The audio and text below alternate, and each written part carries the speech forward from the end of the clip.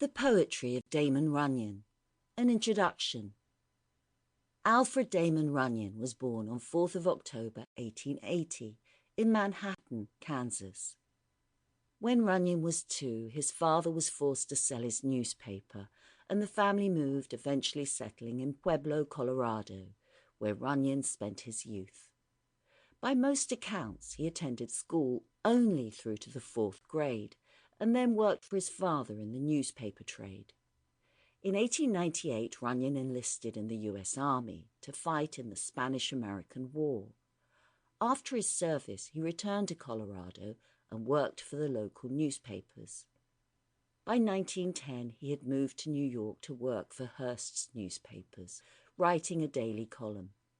He was soon promoted to be the Hearst newspaper's baseball columnist and developed his trademark viewpoint of writing up the eccentric and the unusual, whether on the field or in the stands.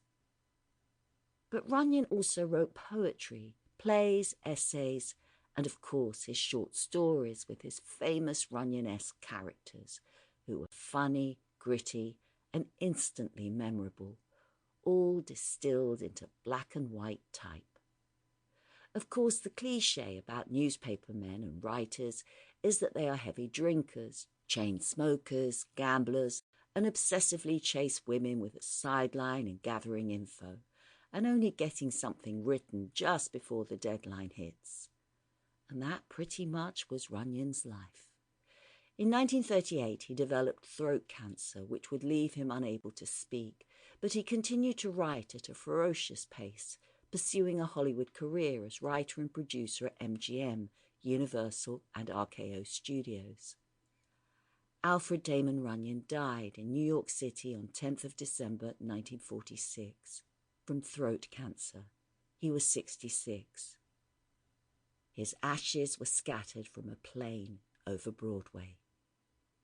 Runyon's poems brilliantly illustrate his style and ideas, with works that are individual, observational, heavy on the vernacular, and bring a rarely seen poetic talent to our attention. The Song of the Strikebreakers by Damon Runyon. Box-carred and stockaded, bayonet paraded, harnessed bulls behind us and a squad on either side.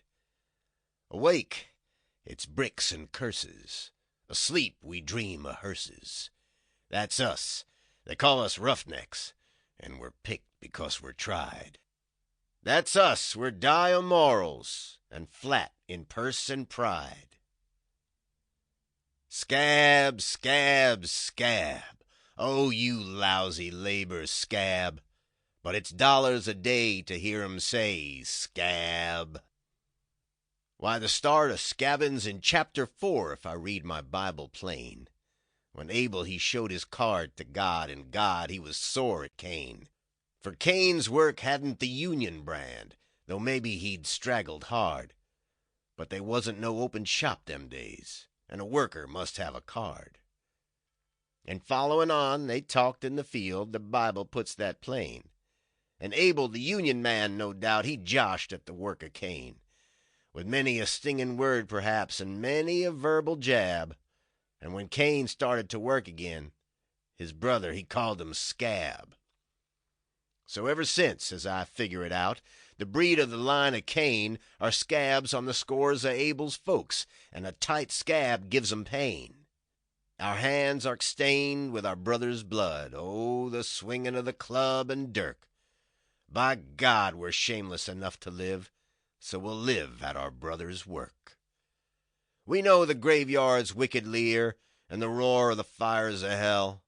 It comes as the trial car moves along like a boat on a rising swell. Branded vags by the heart of God, from the strength of earth we're barred. And in shame we're doing our brother's work, backed up by the Enoch Guard. Grind the wheels with a bitter wail as the soap tracks jolt and throb. Am I my brother's keeper too, along with my brother's job? Out of the ground his blood it calls. Oh, the weight o' our load is hard when we're trying to do Sample complete. Ready to continue?